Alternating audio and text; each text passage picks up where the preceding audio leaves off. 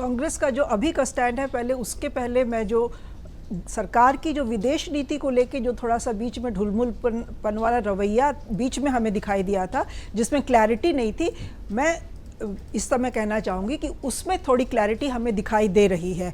और जिस तरह से G7 में जो रेजोल्यूशन पास हुआ इजराइल के फेवर में, भारत ने उससे अपने को एब्सटेन किया, खुलकर उस पर कुछ बोला नहीं, ना क्रिटिसाइज किया, ना सपोर्ट किया, एब्सटेन किया। ये अपने आप में एक बहुत अच्छा मूव था, जो मुझे लगता है कि समय के हिसाब से सही भी था। और इसके लिए सरकार की हमें प्रशंसा करनी होगी कि G7 में वो स्पेशल इन्वाइटी के तौर पे गए थे, लेकिन उन्होंने इस मुद्दे में अपने आप को उलझाना सही नहीं समझा। दूसरी चीज़, जिस तरह से मोदी जी का बयान आया है, विक्रम मिस्री ने जिसको बाद में मोदी जी को कोट करते हुए सबके सामने रखा है, तो एक चीज़ तो ये साफ हो गई है कि इंडिया ने किसी के दबाव में कोई एक्शन नहीं लिया है, जो कि इतने समय से एक शक का जो गुबार था वो छाया हुआ था कि जो सीज़ फायर हुआ वो किसके दबाव में हुआ। ये चीज़ साफ हो गई है, जो कि एक बहुत अच्छा डेवलपमेंट है, मूव है। ये देर आए दुरुस्त आए, देर से ही सही, इस चीज़ पे एक क्लैरिटी हो गई है।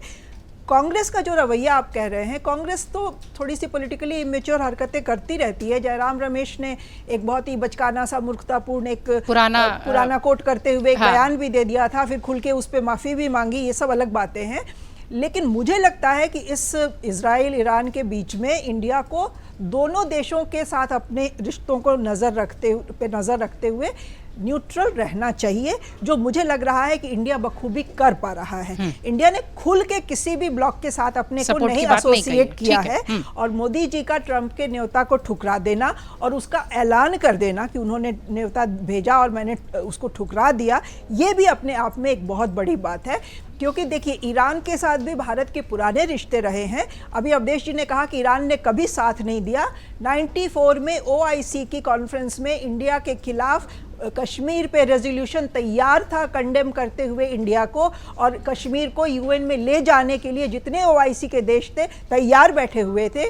ईरान में इंडिया ने अपनी डिप्लोमेसी उस समय एक्टिवेट की, ईरान ने उस वक्त इसमें लीड ली और उस रेजोल्यूशन को उन्होंने ना सिर्फ ड्रॉप कराया, बल्कि कोई कंडेमनेशन का कोई इंडिया के खिलाफ कोई प्रस्ताव किसी ने उठाया भी नहीं। ये ईरान ने हमारा साथ दिया है।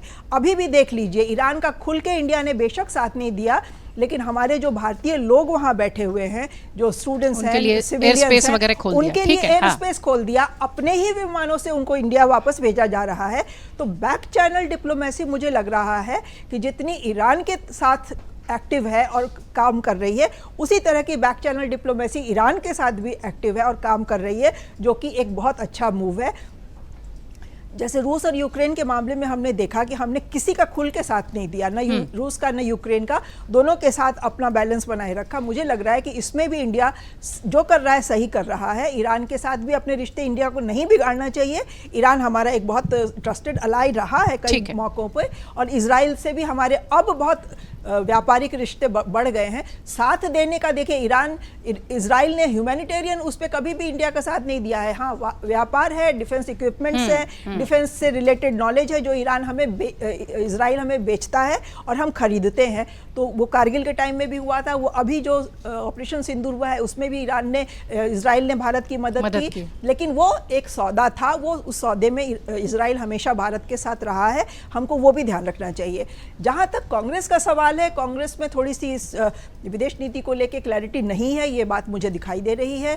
किसको क्या कब बयान देना है ये भी उनको समझ में नहीं आ रहा है। पुराने बयान उठा के वरिष्ठ नेता पुराने बयान दे देते हैं, उनको बैकग्राउंड नहीं मालूम है। तो कांग्रेस तो छोड़ दीजिए, कांग्रेस तो अभी इम्पोर्टेंट नहीं है। इम्पोर्टेंट ये है कि ये जो ट्रंप और जो नेतान्याहू के बीच में जो चल रहा है, जो साठगांठ चल रही है, वो इंडिया के लिए कितनी आगे चल के नुकसानदेह हो सकती है। अगर ट्रंप पाकिस्तान में जाके अपना बेस बना के वहां पे अपनी सेना को बिठा देते हैं और इस लड़ाई में एक्टिवली इन्वॉल्व हो जाते हैं, तो ये भारत के लिए चिंता का विषय होगा। और रामकृपाल सर भी कह रहे थे कि अमेरिका चीन कब साथ आ जाए, कोई बात नहीं। इसमें तो रूस और चीन साथ में आ गए हैं, अभी फिलहाल दोनों इकट्ठे हैं इस मामले में, और बहुत सारे अरब कंट्रीज, मिडिल ईस्ट की कंट्रीज भी अब ईरान के पक्ष में खड़ी हो गई हैं। तो इंडिया को इसमें बहुत फूक के कदम रखने की जरूरत है। अगर आप ये वीडियो YouTube पर देख रहे हैं तो हमारे चैनल को सब्सक्राइब कर बेल आइकन दबाएं, और Facebook पर देख रहे हैं तो हमारे पेज को लाइक करें।